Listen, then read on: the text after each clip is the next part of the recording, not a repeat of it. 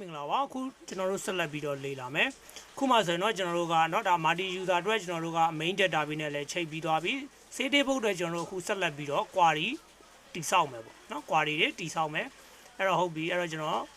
ဘာလဲဆိုတော့เนาะဒီ table လေးကိုဆက်လက်မှတ်လိုက်မယ်အမှတ်ပြီးတော့မှ from table ဆိုတဲ့ဟာလေးကိုတစ်ချက်နှိပ်လိုက်မယ် data တွေကနေမှ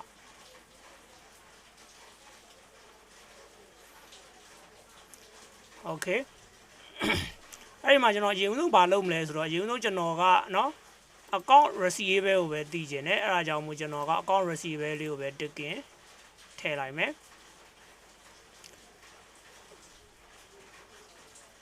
ထည့်ပြီးတော့ကျွန်တော်တို့ဒီက group ပိုင်းဆိုတဲ့ဟာလေးကိုကျွန်တော်တစ်ချက်နှိပ်မယ်Okay group ပိုင်းမှာကျွန်တော် abandon group ပိုင်းเนาะ abandon group ပိုင်းဆိုတဲ့ဟာလေးနှိပ်မယ်အဲ့တော့ကျွန်တော်အရင်ဆုံးဘာလုပ်မလဲ date ကိုလည်း group လုပ်မယ်ပြီးတော့ကျွန်တော်ကဘာလုပ်မလဲ invoice ကို group လုပ်မယ်ပြီးတော့ကျွန်တော်က name เนาะ name ကိုလည်း group ဖွဲ့မယ်အဲ့ဒါပြင်ဒီမှာဆို set account ပါတယ်ကျွန်တော် set account ကို group ဖွဲ့မယ်အဲ့ဒါပြင်ကျွန်တော် product မထည့်တော့ဘူးเนาะအဲ့ဒါပြီးတော့မှကျွန်တော်ကဘာလုပ်မလဲဆိုလို့ရှိရင်လည်းကျွန်တော်ကဒီမှာเนาะဒါပါဒီကောင်ကို DEBID debit လို့နာမည်လေးပေးလိုက်မယ်ပေးပြီးတော့မှကျွန်တော်ကsum ဆိုပြီးလုပ်လိုက်မယ်ကျွန်တော်ဘာကိုပေါင်းမလဲဆိုတော့ amount ဆိုတဲ့ column ကိုပေါင်းမယ်เนาะ amount ဆိုတဲ့ column ကိုပေါင်းမယ်အဲ့ဒါပြီးတော့ okay လေးတစ်ချက်နှိပ်ကြည့်လိုက်မယ်okay เนาะသူကဒါ group ဖွဲ့လိုက်တာဗောเนาะ group ဖွဲ့လိုက်ပြီးတော့ပေါင်းလိုက်တာ okay ဒီအနေထားရမယ်အဲ့ဒါပြီးတော့မှကျွန်တော်ကเนาะ data type တွေကိုကျွန်တော်ကချိန်မယ်เนาะ detect data type ဆိုပြီးလုပ်မယ်ကျွန်တော် shit လေးနဲ့ select မှတ်လိုက်မယ် transform နဲ့ကနေ detect data type ဆိုပြီးတော့ဒါချိန်လိုက်တာပေါ့เนาะပြီးတော့ date เนาะဒီ date column ကြီးမှာတိုင်းအောင်မပါစေချင်ဘူးအဲ့တော့ကျွန်တော်ကဒီမှာ date and time နဲ့က date ဆိုတဲ့ဟာလေးပဲပြီးတော့เนาะ replace current ပေါ့เนาะဒီနေရာမှာပဲ replace လုပ်မယ်ဆိုတော့ဟုတ်ပြီဒီကောင်က debit เนาะ debit အဲ့တော့ကျွန်တော်တို့က account receivable မှာ debit နဲ့ save မှာ credit လုပ်မယ်เนาะအဲ့တော့ကျွန်တော်က S ဆိုပြီးတော့ column လေးတစ်ခုအပ်မယ်เนาะ custom columnအဲ့တော့ကျွန်တော်အခင်းခဏလေးဒီအကောက်ကသူက main account ထွက်မှာပေါ့เนาะအဲ့ဒါကြောင့်မို့သူ့ကို main account လို့ကျွန်တော်ကနာမည်လေးချိန်လိုက်မယ် main account เนาะဒါတွေကကျွန်တော်တို့ကဟိုရှေ့ပိုင်းမှာเนาะကျွန်တော်တို့လေ့ကျင့်တဲ့ဟာတွေနဲ့အတူတူပဲအဲ့တော့ဒီကောင်က sub account ထွက်မယ် SUB sub a CCOUND sub account မှာကျွန်တော်ကဘာထည့်မှာလဲဆိုတော့ SALE save ဆိုတဲ့ဟာလေးကိုထည့်ဟုတ်ပြီ sub account ကို main account နာကိုရွှေ့မယ်ပြီးတော့ကျွန်တော်ဘာဆက်လုပ်အောင်မလဲเนาะကျွန်တော်နောက်ထပ် column လေးတစ်ခုဆက်ထည့်မယ်အဲ့တော့ဒီကောင်ကို distraction လို့ထားမယ် DESCRIPTION distraction အဲ့တော့ distraction မှာကျွန်တော်ကဘာလဲဆိုတော့เนาะ invoice ရယ်ဒီဘက်မှာ and လေးနဲ့ဆက်မယ်ပြီးတော့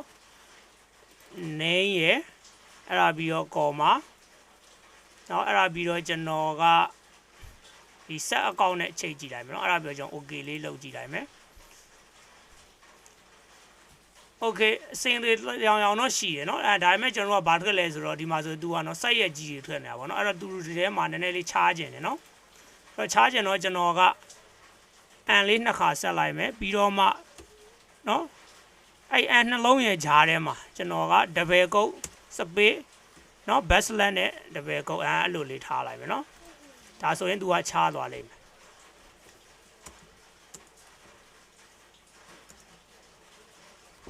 အန်လေးနဲ့အခုလိုပုံစံပေါ့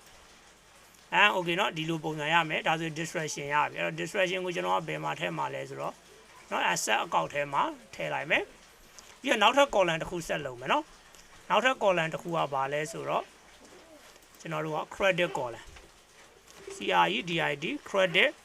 အဲ့တော့သူ့ကိုတော့ကျွန်တော်တို့က0ပဲထားလိုက်တော့မယ်Okay เนาะ0ထားလိုက်မယ်ဟုတ်ပြီအဲ့တော့သူ့ကိုလည်းကျွန်တော်တို့ကเนาะ data type ချိန်မယ် transform data တွေကသူ့ကို decimal ထားမယ်เนาะ decimal number ထားမယ်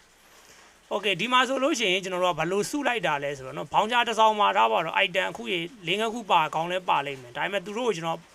group ဖွဲ့လိုက်တာเนาะဘောင်းကြားတစ်စောင်းချင်းစီရဲ့ဒါအမောက်ကိုပဲကျွန်တော်တို့ကတီးအောင်လုပ်လိုက်တဲ့သဘောပေါ့ဟုတ်ကဲ့ပါအဲ့တော့ကျွန်တော်ကဒီ name လေးကိုကျွန်တော်ကနာမည်လေးချိန်လိုက်မယ် SALE save DR ဆိုပြီးတော့ချိန်လိုက်ပါတယ်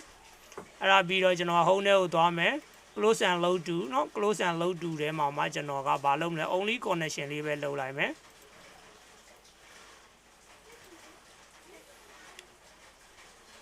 okay เนาะရသွားပြီ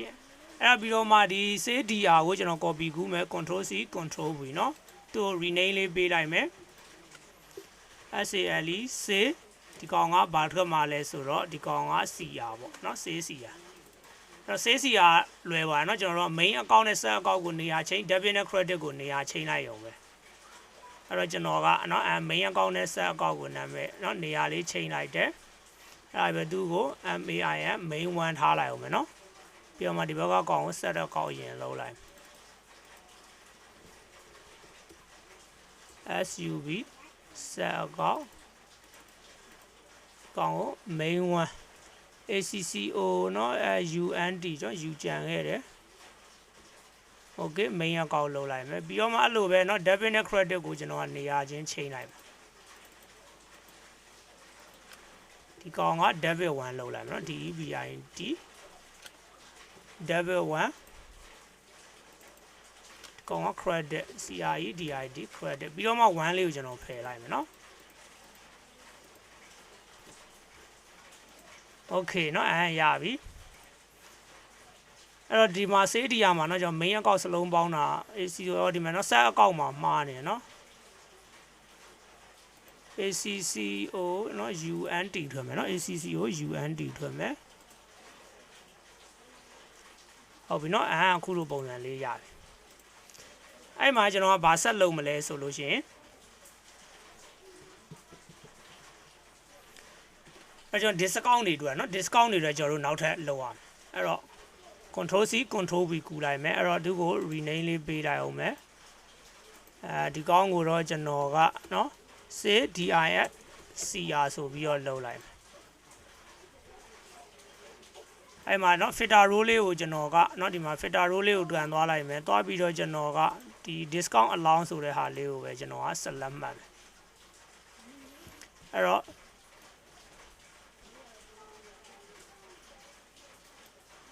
အောက်ဆုံးဝင်သွားကြည့်ရောဟုတ်ပြီအောက်ဆုံးဝင်သွားကြည့်အဲ့တော့ discount allow မှာ debit ထွက်ပြီးတော့เนาะဒီဘက်မှာက credit ထွက်မယ်ပေါ့เนาะ credit ထွက်မယ်အဲ့တော့ဒီကောင်ကဘယ်ကလာမှာလဲဆိုတော့ဒီကောင်က account receivable เนาะ account receivable ထွက်မယ်အဲ့တော့ဒီကောင်ကိုကျွန်တော်ကနာမည်လေးချိန်လိုက်မယ်เนาะအဲ့တော့ဒီကောင်ကဘယ်မှာလဲဆိုတော့ဒီကောင်ထဲနဲ့okay เนาะဒီကောင်ကို account receivable ACCOUND account RECEIVABLE account receivable ဆိုပြီးတော့ချိန်လိုက်ဟုတ်ပြီးတော့မှအောက်ဆုံးဟာလေးကိုဆက်လက်မှတ်လိုက် okay เนาะအစင်တွေ့တယ်ဒါဆိုရင် debit ရပြီ discount allow မှာ debit account receivable မှာ credit ထွက်မယ်เนาะဟုတ်ပြီအဲ့ဒါဆိုရင်ဒီကောင်ကရသွားပြီအဲ့လိုပဲဒီကောင်လေး save cr ကိုကျွန်တော် copy ကူးမယ် control c control v ပြီးတော့မှအဲ့ save cr2 ကို rename ပေးမယ်เนาะအဲ့တော့ save cr ကိုကျွန်တော်က save dis dr ဆိုပြီးလုပ်မယ်เนาะ dis dr ဆိုပြီးလုပ်မယ်ပြီးတော့မှတခါလေသူ့ရဲ့เนาะ filter row လေးကိုတွန်သွားမယ်သွားပြီးတော့မှကျွန်တော်ကဒီမှာဘာလုပ်မှာ discount allowance ကိုပဲကျွန်တော်ကလုပ်မယ်အဲ့ဒါပြီးတော့ခုနကတော့เนาะ add custom ဆိုတဲ့နေရာမှာကျွန်တော်ကဘာလုပ်မှာလဲဒီ save ဆိုတဲ့နေရာမှာ account receivable ကိုထည့်လိုက်မယ် ACCOUND account RECEIVABLE account receivable ဟုတ်ပြီပြီးတော့မှဒီအောက်ဆုံး row လေးကို select မှတ်ကြည့်လိုက်ကျွန်တော်လိုချင်တဲ့ပုံစံရမယ်ရเนาะဒါဆိုရင် account receivable မှာ credit ထွက်သွားပြီokay set account မှာ discount allow okay အဆင်ပြေသွားပြီเนาะအဲ့ဆိုရင်ကျွန်တော်ကဒီ၄ခုပေါ့နော်အဲ့ဒီ၄ခုကိုကျွန်တော်ကဘာလုပ်မလဲဆိုရင်ကျွန်တော်က query abandon လုပ်မယ်เนาะ abandon လုပ်မယ်အဲ့တော့ abandon အဲ့တော့ mode တွေပဲ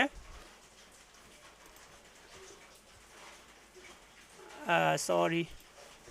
abandon new လုပ်မယ်เนาะ abandon new လုပ်အောင်ပါကျွန်တော်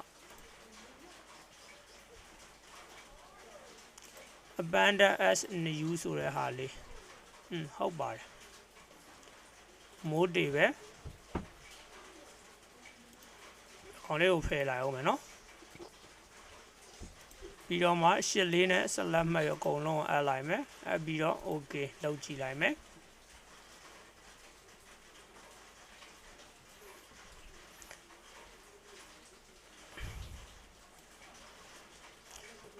သေချာတော့ main account ကနော်စလုံးပေါင်းတာလေးကျွန်တော်လွဲနေတဲ့အနေအထားရှိနိုင်တယ်ကျွန်တော်တို့ okay data type မတူတာဖြစ်နိုင်တယ်เนาะဒီမှာဆိုလို့ရှိရင်ဆေးရလာတဲ့ကောင်က data type ကเนาะဆေးဒီကောင်က data type မတူဘူးเนาะ data type မတူဘူးတဲ့အဲ့တော့ကျွန်တော်ကဆေးဒီယာကိုသွားမယ်ဆေးဒီယာမှာ main account က ABC အဲ့တော့ဒီ set account ကိုလည်းเนาะကျွန်တော်က data type မတူလို့เนาะအဲ့တော့သူ့ကိုကျွန်တော်တို့ကဘာလုပ်မှာ test ဆိုတာလေးလုပ်လိုက်မယ်เนาะ okay ရပြီအဲ့လိုပဲတွန်ချက်ကြအောင်ဒီကောင်เนาะ main account ကိုကျွန်တော်တို့ကဘာလုပ်မလဲဆိုတော့เนาะ test ဆိုတဲ့ data type လေးချိန်နိုင်မယ်ပြီးတော့ this account เนาะဒီ set account ကเนาะသူက ABC ရဲ့အောက်မှာ1 2 3လဲပါသေးရယ်เนาะအဲ့ဒါကြောင့်မို့သူက data type မတူလို့အဲ့တော့ဒီကောင်ကို test ဆိုတာလေးချိန်နိုင်မယ်အဲ့တော့ဒီကောင်ကလည်းအဲ့လိုပဲကျွန်တော်ကဘာလုပ်မလဲဆိုတော့เนาะ test ဆိုတဲ့ data type လေးချိန်နိုင်မယ် okay ပြီးတော့မှဒီ append ကိုတစ်ချက်ဝင်ကြည့်အောင်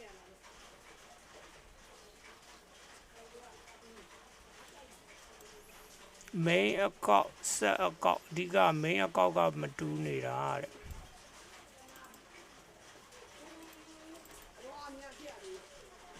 MAIMACCOUND account เนาะ main account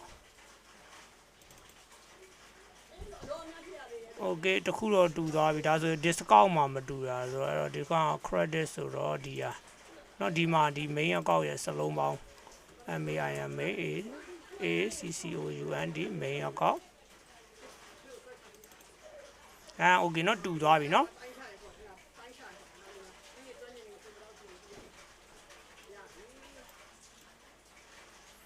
တူသွားပြီဆိုတော့ကျွန်တော် invoice လေးကို sorting စီလိုက်ရုံပဲကျွန်တော်เนาะ invoice လေးကို sorting စီလိုက်မယ် sending လုပ်လိုက်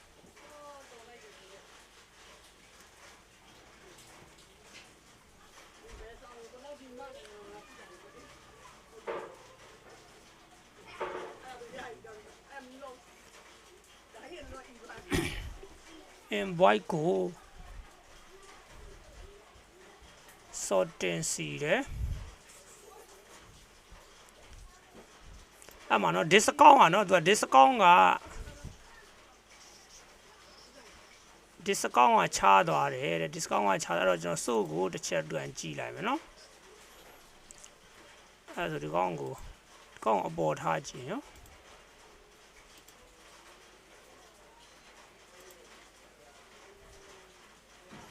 စင်မတွေ့ဘူးเนาะ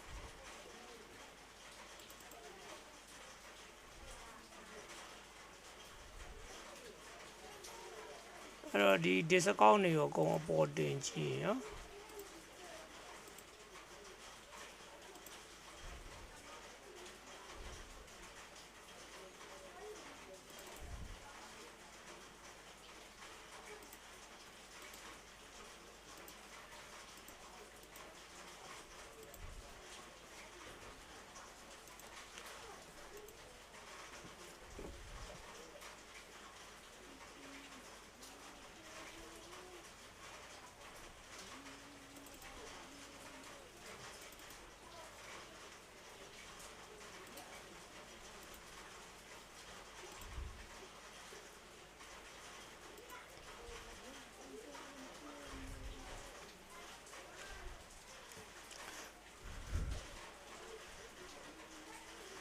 သူကအဲ့ဒီနော် discount ကအပေါ်အောက်ကိုတွားပြီးခွာနေရလို့ပုံစံထွက်တယ်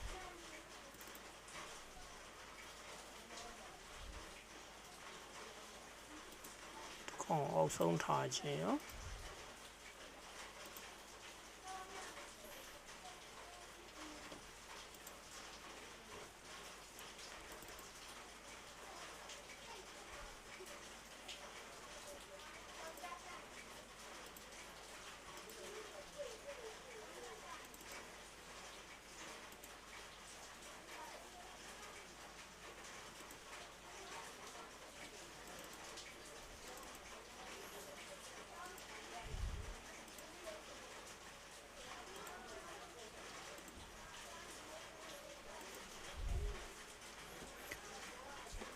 သူကနော်ဘောင်းချာမှာသူကခွာသွားနော် discount နဲ့ပတ်သက်တဲ့သူ့ရဲ့ debit credit ကသူကခွာသွားတယ်လို့ပုံစံထွက်သွားတယ်တဲ့ကျွန်တော်တို့တွေက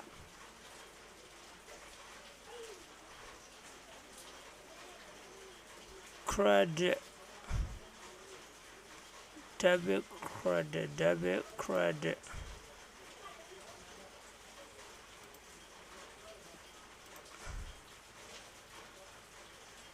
debit credit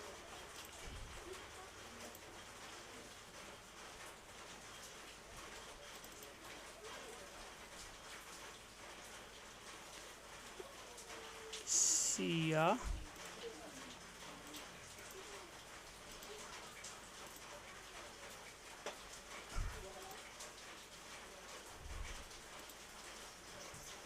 okay ဒါကတော့ထားလိုက်ပါเนาะကျွန်တော်နောက်ပိုင်းကျမှတွန်ပြီးတော့ကျွန်တော်တို့ဟိုကြမှာတွန်ညှိရအောင်เนาะဟုတ်ကဲ့ပါဒါကြောင့်နောက်သင်ခန်းစာမှာတွန်လဲစုံတွေ့ပါမယ်အားလုံးကိုကျေးဇူးတင်ပါတယ်